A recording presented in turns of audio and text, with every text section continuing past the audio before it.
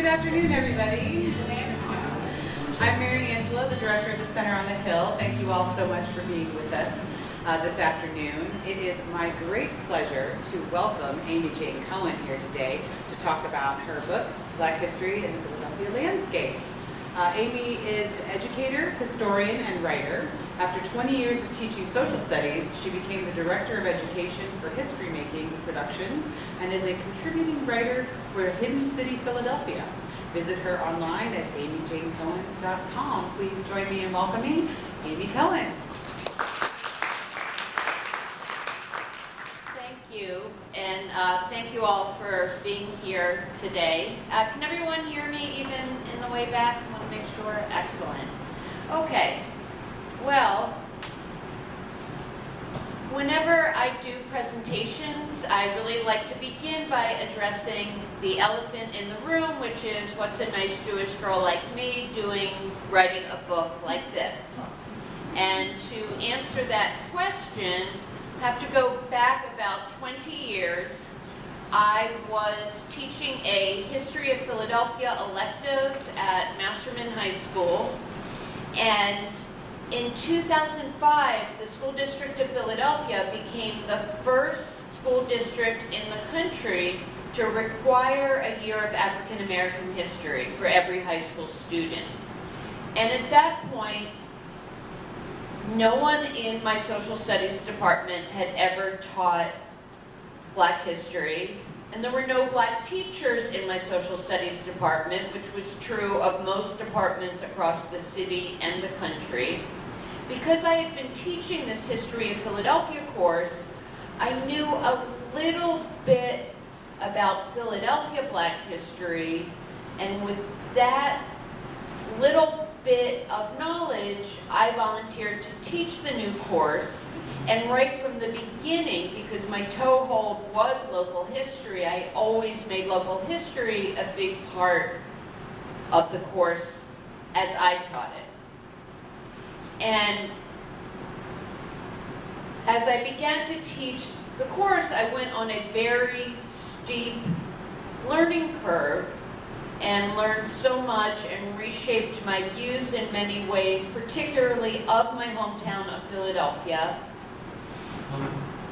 And it was really the most meaningful intellectual journey of my life, but nonetheless, after 8 years of teaching the class, I decided to leave the classroom. I then went to work for History Making Productions, which is a local documentary film company. Some people know it as Sam Katz's film company. We made documentaries mostly about the history of Philadelphia. My job there at first was to develop curricula and teaching materials to help teachers use the films in their classrooms. Eventually, I was able to produce some films, including one about Octavius Catto. So I continued to learn about, teach about, write about Black history. And then I started writing for Hidden City, which is an online magazine about Philadelphia's built environment. And for a while, I was a monthly contributor. Many, although not all of my articles, were about local Black history. And what I found through this whole process was that my students and their parents and my colleagues had a hunger for this history. Our film watchers had a hunger for this history, as did Hidden City readers. And I knew, because it would have been very helpful at the time for me to have one, that there wasn't like an accessible book that gave one an overview of local Black history. And that over this almost 20-year journey, that I had accumulated a lot of knowledge that people wanted to know about. And so what got me over the hump of deciding, I'm going to go for it, I'm going to put a book proposal together, which was eventually accepted by Temple University Press. What got me over the hump, though, were the wise words of Toni Morrison, If there's a book that you want to read but it hasn't been written yet, then you must write it. Okay, so for today what I want to do is start by talking about monuments in general across the United States landscape. Then we'll focus on the Philadelphia landscape, and then after that I'm going to do a brief reading, which will be a kind of a case study of one of the chapters of the book. And the way the book is set up, it's really 19 case studies that all have to do with an aspect of Philadelphia Black history and how it's visible in the landscape. So I want to start by asking you a question. Which historic figures are most frequently represented in American monuments? So I'm asking you for specific names. Who across the whole country do you think is most often kind of cast in bronze on top of a granite plinth? Who do you think? Washington. George Washington, Lincoln. Abraham Lincoln, Military hero. excuse me? Grant. Grant. Okay. Well, that's a really good segue because I heard military heroes and I heard Grant. Number 6, most common across the country, Robert E. Lee. Now, think about that. That's pretty nuts. What other country has just an abundance of statues honoring the leader of an enemy army? Number 5, no one ever guesses, St. Francis of Assisi. Number 4, no one ever expects either. Dr. Martin Luther King actually is the 4th most represented. Number 3 is Columbus, and as you know, Christopher Columbus has gone from being the guy we learned about with the Nina, the Pinta, and the Santa Maria in elementary school to a much more controversial figure. And then, as you all guessed, number 2 is George Washington. This is the fountain at Eakins Oval in front of the Art Museum. And I have to admit, I am a lifelong Philadelphian. I've gone by this fountain more times than I could possibly count. It wasn't until I was putting this presentation together that I realized that the guy up on that horse was actually George Washington, because A, it's a very busy fountain, and B, we have a lot of guys on horseback and statues, but that is George. And then number 1 is Abraham Lincoln, who I also heard people say. This Lincoln statue is on Kelly Drive. It was installed in 1871, which makes it one of the first Lincoln statues in the country. And when it was dedicated, 50,000 people came to the ceremony. Now some more questions. Hold up your fingers. Of the 50 most represented figures, how many are people of color? What do you think? Just hold up fingers. I see 1. Okay, this gentleman right here has it. There are 4. How many are female?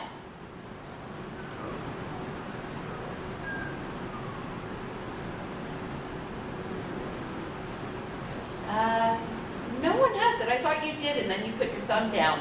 3. Yes. Okay. So, and I will reveal who they are. And in terms of the females, this is just a fact I always feel that I need to share. There are 10 times as many statues of mermaids as there are of female congresswomen. So the landscape has a lot of catching up to do. And then on a much less amusing note, how many were enslavers? And you don't have enough fingers or fingers and toes. It's 25. And if you think about the fact that half of the people that we have up on monuments in 2024 owned other human beings, it's really pretty stunning. And how do I know all this? I didn't figure it all out myself. There's an organization in Philadelphia called Monument Lab that's kind of become the national experts on how we represent history in the landscape. They did a big survey that came out in 2021, so these numbers are pretty fresh. And this is what they came up with, just to answer who the people are who are not white males. Martin Luther King, number 4, as I said. Joan of Arc, number 18. Harriet Tubman, 24. Tecumseh, 25. Sacagawea, 28. And Frederick Douglass, 29. I'm just going to do a quick tangent here. I went up to Rochester last weekend for the totality, which was really cool, but it gave me the opportunity to, for the first time, see Frederick Douglass's burial site. And something that was really striking was that there was an older kind of flat gravestone that I think originally had been in Washington and then was moved up to Rochester, and then there was a more traditional kind of grave marker. The date of his birth was different on the older one and the newer one, because of course he never actually knew his real birthday. And to think that, you know, someone as renowned, in many ways the most famous American for parts of the 19th century, didn't even know the year he was born definitively, just really moved me. So after doing this big survey, Monument Lab reached 4 conclusions. 1, monuments have always changed, and that's really important to think about because a lot of people get upset if there's ever a change to the monument landscape. Oh, you're erasing history. It has always been thus. The monument landscape is overwhelmingly white and male. The common features of American monuments reflect war and conquest. And finally, the story of the United States, as told by our current monuments, misrepresents our history. Or, as New York Magazine summed it up, the nation's monuments are male, pale, and stale. So now let's shift from looking at the nationwide picture to Philadelphia. How are we doing in terms of our monuments? Well, there are very few traditional monuments showing African Americans. This one, now prominently located between Logan Circle and the Franklin Institute, is called the All Wars Memorial to Colored Soldiers and Sailors. And I have a whole chapter in my book about it, the gist of which is when a representative, a state representative in Philadelphia, a black man, came up with the idea of honoring 150 years of service in the military by black men after the end of World War I, he always envisioned this monument to be on the Parkway. But in spite of having a well-known sculptor do it, in spite of all the state funding that went into this, the Philadelphia art jury, an all-white group of people, refused to let it stand on the Parkway. Eventually a compromise was reached, and it spent 60 years in Fairmount Park, and then finally in the mid-90s was brought back to where it had always been envisioned, the Parkway. Oh, I don't know why that's sideways. It's not helpful to have it sideways. So this was September 2017, when the Octavius Catto statue, part of the Octavius Catto Memorial on the south side of City Hall, was unveiled. And when that statue of civil rights, 19th century educator and civil rights leader and Civil War recruiter Octavius Catto was unveiled, it was the first statue of an individual African American on public land in the entire city of Philadelphia, which the more you learn about the rich, deep, and long history of African Americans in the city, it's really shocking that it took until 2017 for that to happen. 2017 was also the year that the summer before this unveiling had seen the Unite the Right rally in Charlottesville, Virginia, which was stirred up because of the planned removal of Confederate war statues. So it was a nice moment for Philadelphia when the whole nation was talking about monuments and memorials to unveil this really fabulous memorial. And then, for people who say, well, this doesn't really matter, people just ignore these things anyway. These are some pictures that I took of kids just, walking by and seeing the statue when it was fresh and just being literally stopped in their tracks. So those are the two big monuments. We're waiting for Harriet Tubman, who will also be at City Hall. There should, at some point in the next few years, be a Marian Anderson statue in front of the Academy of Music. But for right now, that's it. So obviously, there has to be more to my book than 2 statues in Center City. So one more question for you, and then I'll take over, and I won't keep putting you all in the spot. But other than monuments, how do we honor people, events, and institutions in the landscape? So ways that we can see. How other than a big statue? Plaques, markers.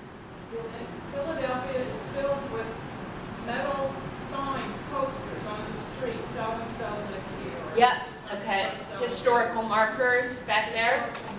But recently, murals. Murals, absolutely. How about roads? Roads and street names. Okay, so let's first talk about markers. There are, as this woman said, state historical markers really peppered throughout the city of Philadelphia. This one that commemorates an 1842 anti-black riot that happened along Lombard Street. The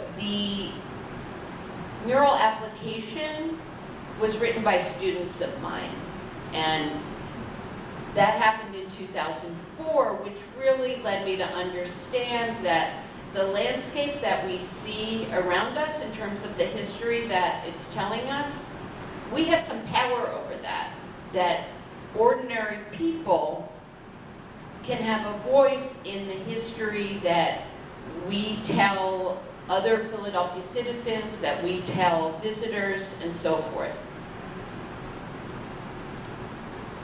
This marker that some of you may have seen, because it's on Germantown Avenue at Germantown and Worcester at the Freedom Square Shopping Plaza, was installed in 1983, and it's about the first protest against slavery signed by people like Pastorius.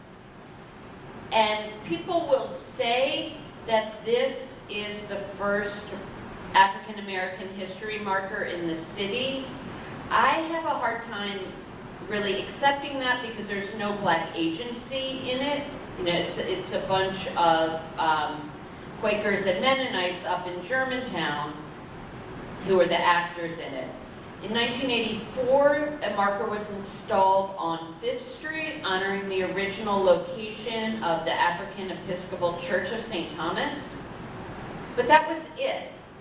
And so in the early 1990s, a man named Charles Blockson, who you may have heard of, decided to apply for many, many markers to have a more accurate reflection of the impact of Black people in Philadelphia. Blockson was a collector of books, manuscripts, sheet music, artifacts, all different materials relating to Black history, and he used this trove of materials, which is now housed at the Charles Blockson Afro-American Collection at Temple University, to write these proposals.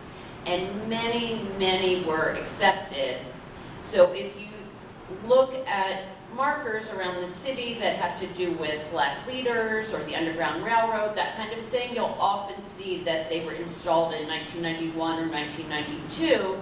And that was just the basis. At this point, about a third of the markers in the city reference Black history. This is Charles Blockson on the left, pulling the cover off the Pennsylvania slave trade marker. It was installed in 2016. It's on the Delaware River near the Independent Seaport Museum. I have this picture here for two reasons. One is because Blockson, who's responsible for more markers than any individual in the city, said this is the one he was most proud of. And secondly, because it gives you a sense of the chronology of the book. The earliest chapter goes way back to the 1600s. And someone mentioned murals. This is a mural of Father Paul Washington, who was a pastor at the Church of the Advocate, which he made a home to the Black Power movement in the late 1960s, early 1970s. As someone indicated, there's so many murals here in Philadelphia. I chose this one because this is really the bookend of the chronology in the book. It goes through the late 1960s, early 1970s, in terms of the history. In terms of marking the history, it goes right up to the present day. This is a Du Bois mural down on 6th and South. A mural about colored conventions in Queen Village. And we also mark public spaces. This is the Julian Abel Park in the Graduate Hospital area, commemorating the prominent architect, Julian Abel, who was the main designer of the Free Library of Philadelphia, had a hand in the Philadelphia Museum of Art and many other prominent buildings. Other types of public places like schools. This is a school that used to be called the Andrew Jackson School in South Philadelphia. A few years ago, the community decided we don't really want our extremely diverse school here in this extremely diverse neighborhood of South Philadelphia to be named for a president who was both an enslaver and responsible for the slaughter of untold numbers of Native Americans to be on our building. So they undertook a community engagement process and decided to name the school after Franny Jackson Coppin, who was a Black educator. She taught and was an administrator at the Institute for Colored Youth, which is the school that Octavius Catto and actually Julian Abel also attended. And since I've said that about the Institute for Colored Youth, that building is still standing at 9th and Bainbridge. It's now, of course, a condo, but there is a marker outside, and the Institute for Colored Youth evolved into becoming Cheney University. Another type of public place, SEPTA train station, regional rail station, the Richard Allen Lane train station, which was renamed in October 2022 to honor the founder of the African Methodist Episcopal Church, Richard Allen. Even before the station was renamed, The street was renamed. Just this block was given the honorary name Richard Allen Lane, which has some poetry to it in the sense that this block is about a quarter mile or less from the top of Chew Avenue, and Chew Avenue was named for Benjamin Chew, who was Richard Allen's enslaver. There are many, many of these honorary street names around the city. They seem to be coming out more and more. I did ask the city's streets department if I could see a list of all the honorary street names in the city, but almost needless to say, there is no list. It just kind of happens as it happens. What's much more complicated is changing an entire street name, not just a little red band, but for example, Columbia Avenue in North Philadelphia was changed to Cecil B. Moore Avenue to honor the civil rights leader, Cecil B. Moore. It's much more complicated because it involves the post office, it involves the DMV, because people need to change their driver's license. It's not an easy thing to do, but for over 4 years, residents of a street called Taney Street have been trying to change the name of their street to honor Caroline LeCount, who was Taney. He was the Supreme Court justice who wrote the Dred Scott decision, saying that no black person, either free or enslaved, could be an American citizen. Caroline LeCount was an activist and educator in her own right, and also the fiance of Octavius Catto at the time when he was tragically murdered on Election Day. The good people of Taney Street have done petitions, they've done rallies, they've gotten the bulk of the neighbors to sign on that they want it to happen. What's tricky is that Taney Street is not a contiguous street.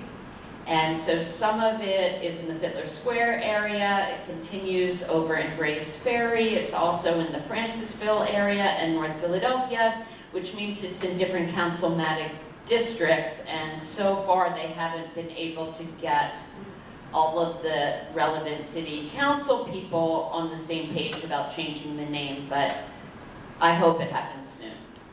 And then also historic sites. This is the home and now a house museum of Marian Anderson.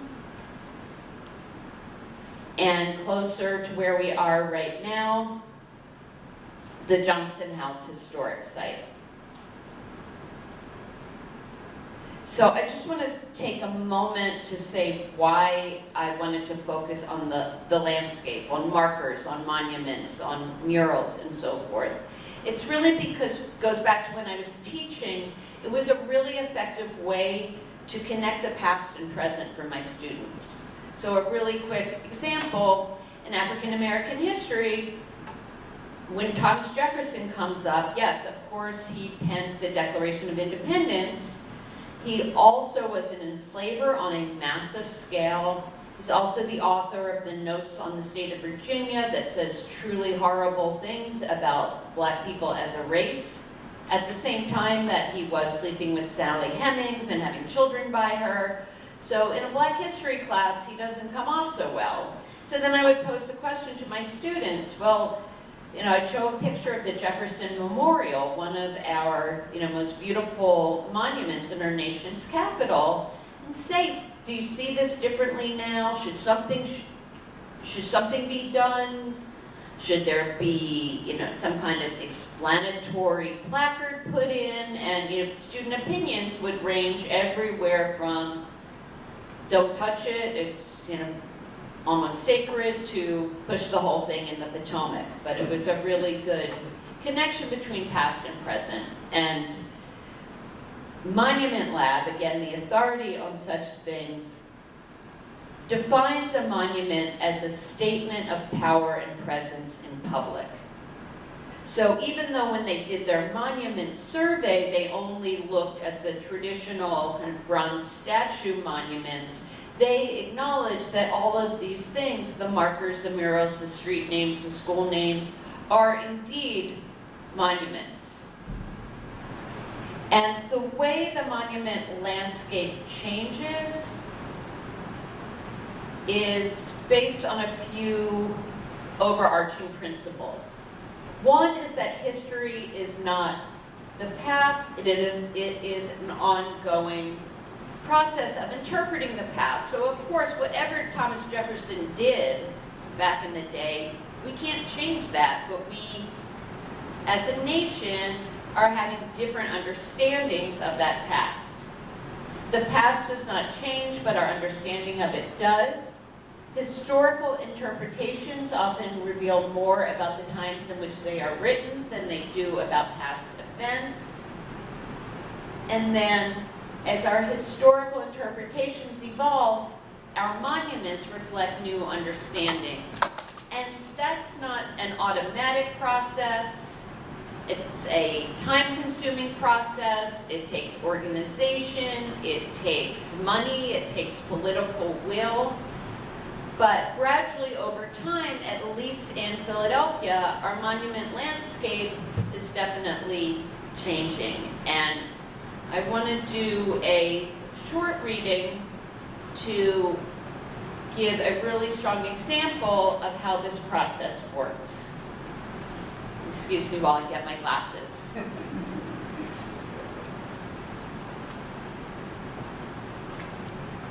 So, as many of you probably realize, Philadelphia was the nation's capital from 1790 to 1800.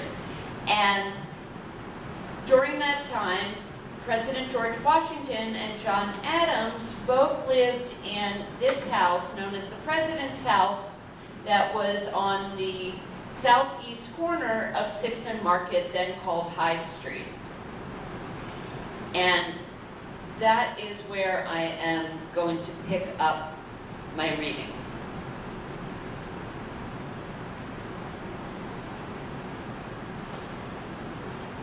When Washington left office in 1797, John Adams became the next resident of the President's House.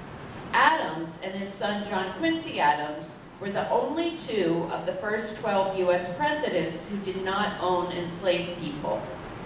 Although the national capital was supposed to move to the banks of the Potomac, leaders in Pennsylvania tried mightily to keep the capital in Philadelphia. A mansion 3 times the size of the President's House was constructed on 9th Street as a luxurious abode for the nation's chief executive. Adams, however, could not be enticed to decamp to this grand residence even when the city doubled the rent on the President's House to force the move. In December 1800, Adams became the first president to inhabit the White House in Washington, D.C. The Philadelphia President's House was sold and initially became a hotel. As the surrounding area became increasingly commercial, the once elegant dwelling was gutted and converted into 3 stores on the ground level with a boarding house on the floors above. Although the facade of the building was significantly altered, some of the original walls were still in place. So this is a photo from 1949 of that same site. That Washington Hall clothing store on the right did have some of the original walls, but then in 1951, the entire area, blocks and blocks north of Independence Hall, that you can I have one of these things, there we go.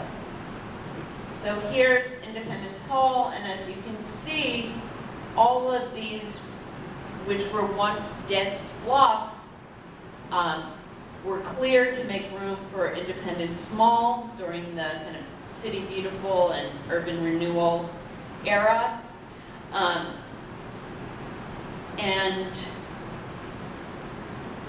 so this photo is from 1961, but the President's House itself was knocked down in 1951 when the entire structure, along with hundreds of other long-standing buildings, was demolished to make room for Independence Mall. A public restroom was built on the President's House site. A small plaque indicated that the toilet facility sat atop the former home of presidents. Now we're going to fast forward to the year 2000 when a new home for the Liberty Bell was under construction. So in late 2000, an archaeological dig on Independence Mall revealed that a proposed new home for the Liberty Bell, a symbol long associated with freedom, overlapped some of the outbuildings of the President's House. By January 2002, construction of the Liberty Bell Center was well underway when a bombshell revelation about the location of the new structure came out in the winter issue of the Pennsylvania Magazine of History and Biography. An article by independent historian Edward Lawler meticulously presented information about the architecture and appearance of the President's House. Among his findings, the last thing that a visitor will walk across or pass before entering the Liberty Bell Center will be the slave quarters that George Washington ordered added to the President's House.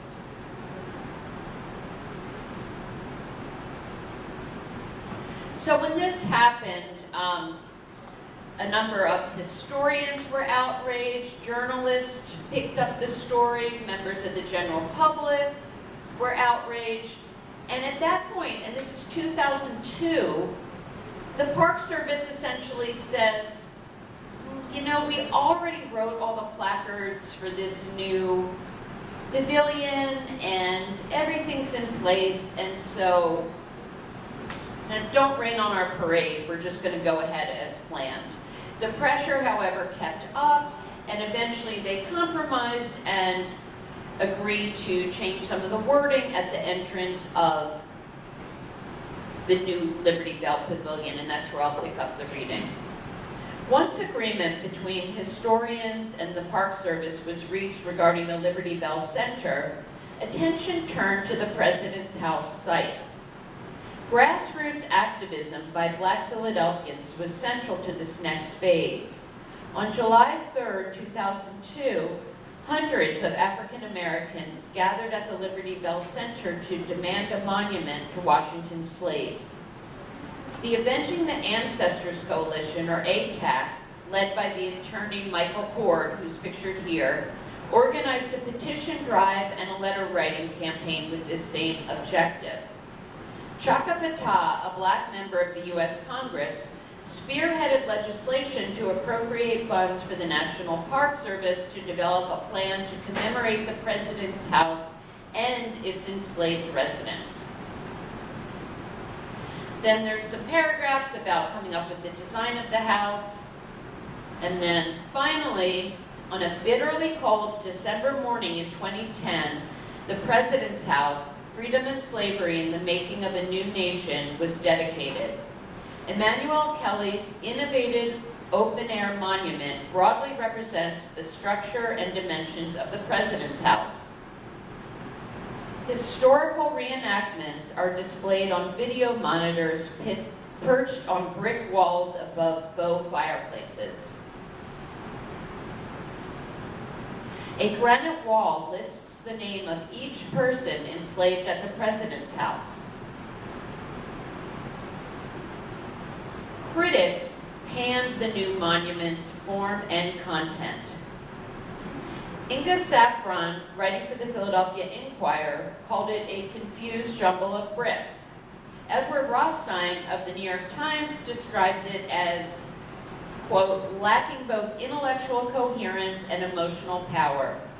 In the Pennsylvania Magazine of History and Biography, Stephen Kahn wrote of the video monitors mounted on chimney walls, quote, rather than evoke one of the grandest houses in 18th century Philadelphia, these make the place feel more like 21st century McMansions. And then there's a few more bad reviews. I'll skip ahead to this paragraph. The President's House monument neatly fits the description of at least one constituency involved in the memorial's planning.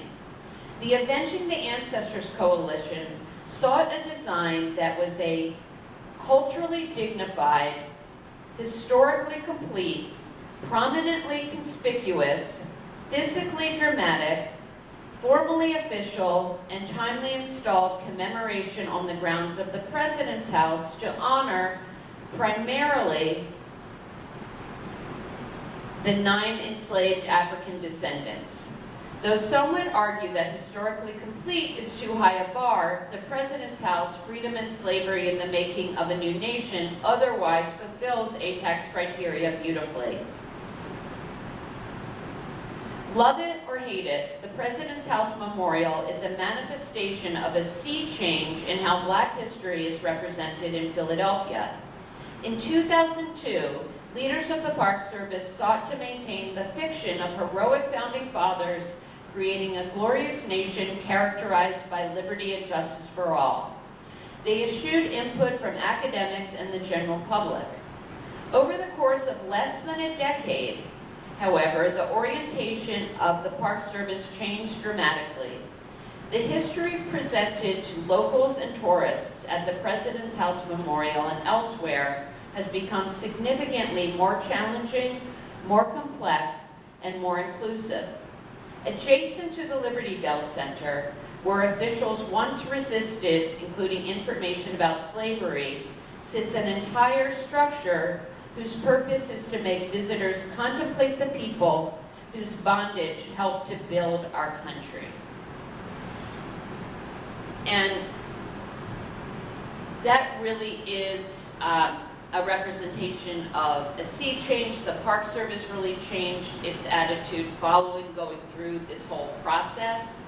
In terms of the structure of the book, that was the end of the chapter. It's followed by a reflection by Michael Cord, the leader of the Avenging the Ancestors Coalition.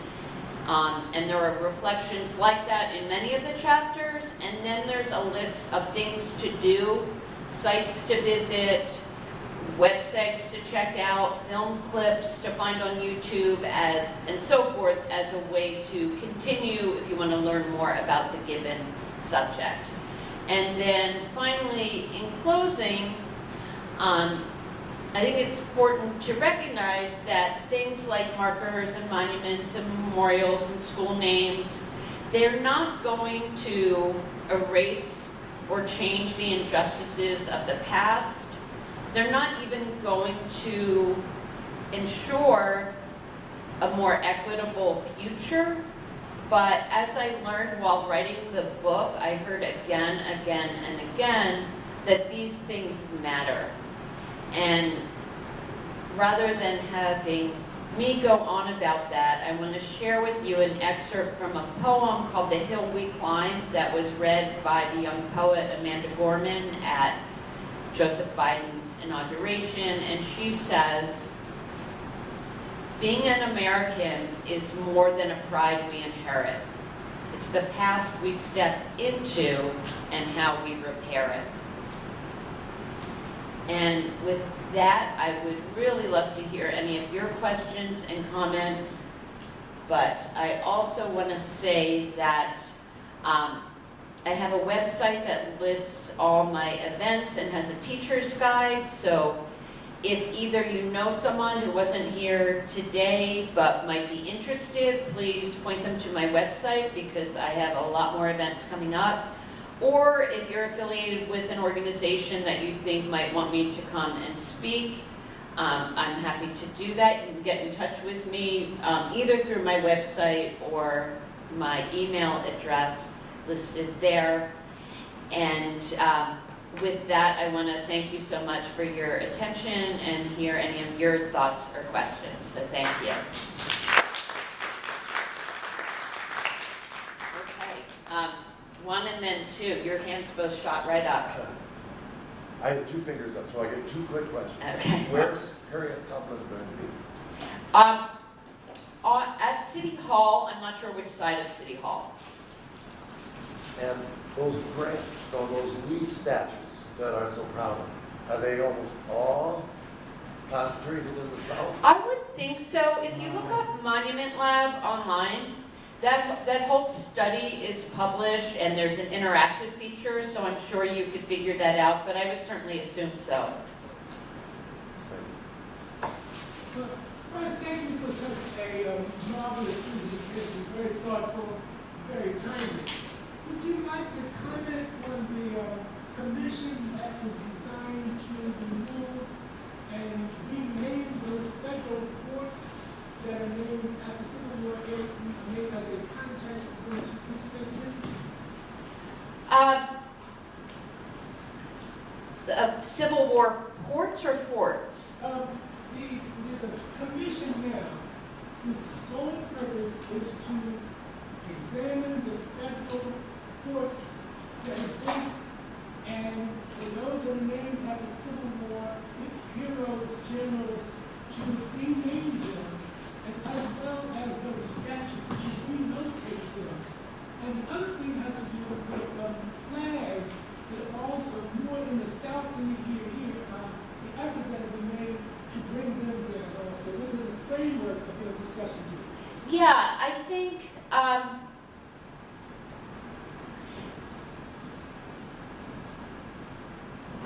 a couple things. I mean, my expertise is more in Philadelphia, but one thing I can share with you is that those Confederate monuments and military bases and street names, many of them date to the civil rights movement because they were a way of saying, okay, for example, in Alexandria, Virginia, and Virginia really resisted the Brown v. Board decision, Alexandria has more streets named after Confederates than any other city. Those names were changed in the wake of Brown.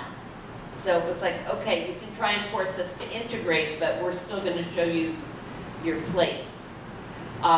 Others of those types of renamings happened in the 20s. The earliest ones were post-Reconstruction. So the purpose of, there's a lot of feeling, oh, you're erasing history, but a lot of those, if you actually look at the historical context, they never really should have been there in the first place. The other thing is, I mean, think about other places in the world. Where else would you have military bases named after the leaders of a failed insurrection? I mean, it really defies common sense. So, it fits in the framework of the book in the sense that monuments, yes, have always changed, and that as interpretations change, the monument landscape needs to change. And I'm not sure exactly when that commission started, but right now we're in an era of backlash. So that was, I believe that the commission started during a time when there was more openness to understanding that most of us in the era when we went to school, we were given a very one-sided, non-inclusive view of history. Most of our children or grandchildren have had the privilege of getting a different kind of view of the American story. And I think in a place like Philadelphia that's continuing, in places like Florida, the whole goal is to go back to that very narrow understanding of history. And that, proponents will say, oh, children are too sensitive, they're going to feel guilty about slavery, even if they never owned slaves. It's not about the children, it's about the people in power wanting to maintain the status quo. So I don't know if that answers your question, but I feel like I should get off my soapbox. It's all of a piece, though. Thank you very much. Yes, Angela. So, I will get to a question, I promise. But I want to say, I learned about Richard Allen Lane, right? I knew that we had renamed it, and I had a person recently, I'm not from Philadelphia, I've been here 17 years, so I've spent a lot of time trying to sort of learn a lot. And a person came to me misunderstanding that Allen's Lane, thinking it was named for William Allen, who did Allentown, and he was like the mayor of Philadelphia in the 1700s. And so then he said, that Allen's Lane was named after him, and he went with his stuff.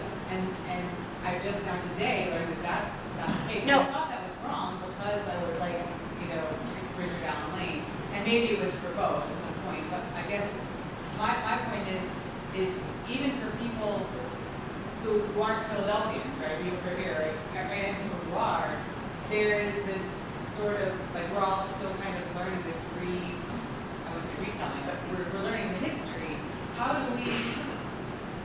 we do better about that with our, we have the markers, we can draw people's attention, but like, are there ways, are there things we can do collectively as a community? Are you setting me up to say everyone in Philadelphia should read my book?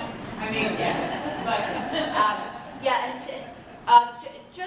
just to clarify, the street is named for William Allen. The full street, right? The full street.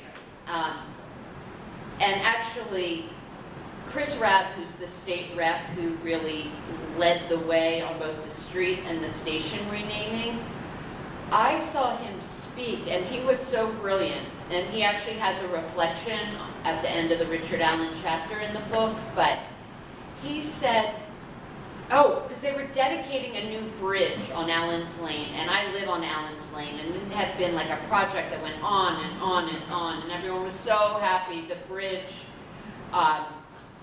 between like Gresham Drive and Germantown Avenue was finally reopening, and Chris Rabb's there, and he says, it's just great to be here on Allen's Lane, and we all know that Allen's Lane was named for the great Richard Allen, and everyone's kind of looking around and then realizing that he's kind of challenging us to do something about the fact that it's named for William Allen and not Richard Allen, and that's how that came about.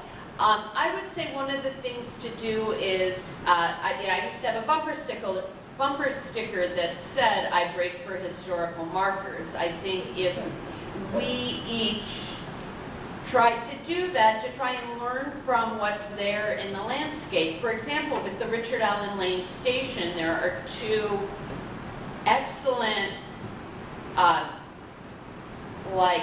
wayside markers that tell the story of Richard Allen, and these two markers, and he did so much that to condense it that way was really quite good, and if you take the time to read it, you really learn a lot. True story, right after the train station was rededicated, I went and looked at the markers. I was so excited, and I realized they were in the wrong order. And I